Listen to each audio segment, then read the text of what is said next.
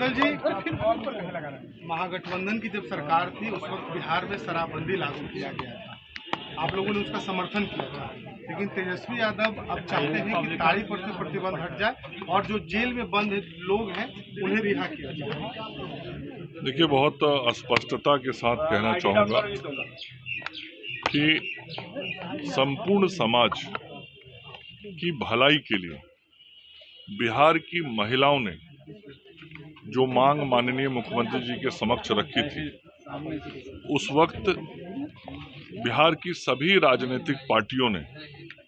सदन के अंदर जो प्रस्ताव सरकार की ओर से आया था उसका समर्थन किया था और उसी के आलोक में नियम भी बने थे। उस वक्त जब नियम बना था, प्रावधान बना था, तो आज जो तेजस्वी जी बोल रहे हैं वो उस वक्त सरकार के अंग थे। यदि वास्तव में उस समाज के बारे में उनको चिंता होती तो सरकार में रहते हुए उस विषय की चर्चा उस वक्त वो करते, लेकिन उस वक्त उन्होंने वो नहीं किया। आज जरूर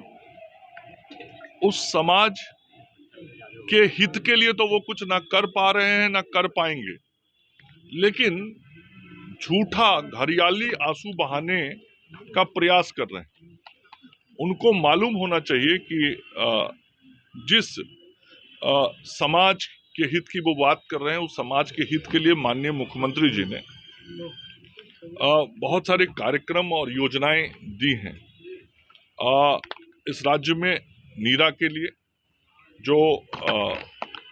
व्यवस्था माननीय मुख्यमंत्री जी ने बनवाई है, नीरा उत्पादन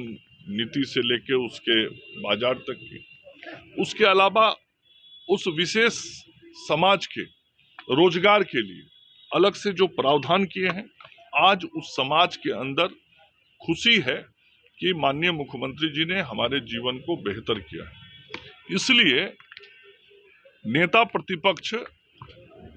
चुनाव को नजदीक देख के केवल इस प्रकार का बयानबाजी कर रहे हैं, ना तो उस समाज के हित की चाहत उनके दिल में कोई है, ना ही वो करने की इच्छा शक्ति रखते हैं। मंगल जी, एक सवाल है कि झारखंड की पार्टी जेएमएम 12 सीट पे चुनाव लड़ेंगे, कहीं ना कहीं लालू यादव और महागठबंधन पर तो दबाव बन रहा है। नहीं, मैं समझता हूं कि ये तो दबाव का बात नहीं है, ये तो सहज हिस्सेदारी की बात है। जब झारखंड में चुनाव होता है तो हम देखते हैं कि राष्ट्रीय जनता दल को वहां झारखंड मुक्ति मोर्चा बहुत ओपन माइंड और ओपन हार्ट के साथ, खुले दिल दिमाग के साथ अपने गठबंधन का साझीदार बना के और इनको सीट देता है, चुनाव लड़ने और लड़वाने में मदद करता है। तो गठबंधन धर्म तो यही कहता है कि यदि झारखंड में जेएमएम आरजेडी को साथ में लेके सीट देके चलता है तो बिहार में चुनाव में यदि वो कहते हैं कि हम सब महागठबंधन के अंग हैं, तो स्वाभाविक रूप से उनको साझीदार